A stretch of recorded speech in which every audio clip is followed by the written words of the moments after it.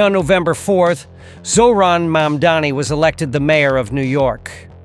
The triumph marked the culmination of an extraordinary rise for the 34-year-old far-left state lawmaker who vowed to revamp city governance, empower the working class, and stand up against an adversarial Trump administration.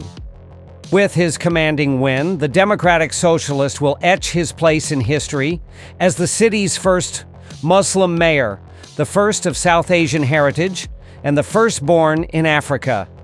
Additionally, upon assuming office on January 1st, he will also claim the title of New York's youngest mayor in over 100 years. Mamdani has come under fire from national Republicans, notably President Donald Trump, who have readily portrayed him as a menace and a representative of a more extreme Democratic Party that diverges from the values of mainstream America. Trump repeatedly threatened to cut federal funding to the city and even take it over if Mamdani won. Now, Republicans are pushing to strip Zohran Mamdani of U.S. citizenship. Here's all you need to know.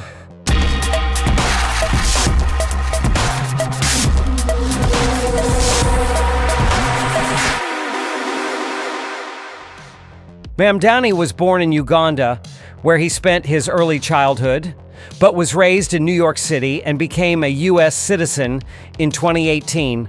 Mamdani has committed to fully embracing his Muslim identity. In October, surrounded by spiritual leaders near a mosque in the Bronx, Mamdani expressed heartfelt sentiments regarding what he tagged as injustices endured by the Muslim community in the city.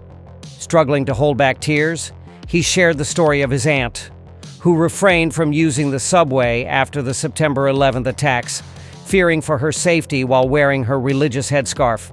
He reflected on his initial foray into politics, recalling how an uncle subtly advised him to keep his religious beliefs private.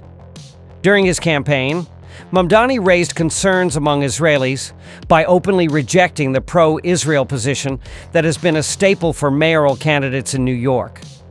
He acknowledges Israel's right to exist, yet he characterizes any governmental or social structure that privileges Jews above other groups as fundamentally at odds with his commitment to universal human rights. Mamdani has referred to the conflict in Gaza as genocide, a claim that the Israeli government disputes.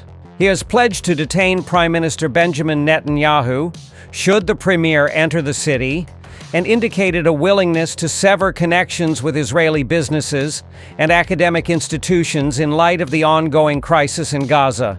Tennessee Republican Representative Andy Ogles called on the U.S. Attorney General to investigate the citizenship status of Mamdani, alleging that he lied on his naturalization documents. Hitting out at Mamdani, Florida Representative Randy Fine has flagged a massive naturalization fraud, claiming that some immigrants swore an oath to America, but clearly came to destroy it. Mamdani, who was born in Uganda, relocated to the United States in 1998 at the age of 7 and achieved U.S. citizenship in 2018.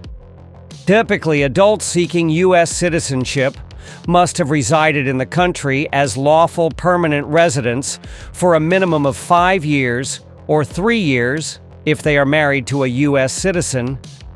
The process of denaturalization, which involves the removal of an individual's citizenship, can only be executed through a court order.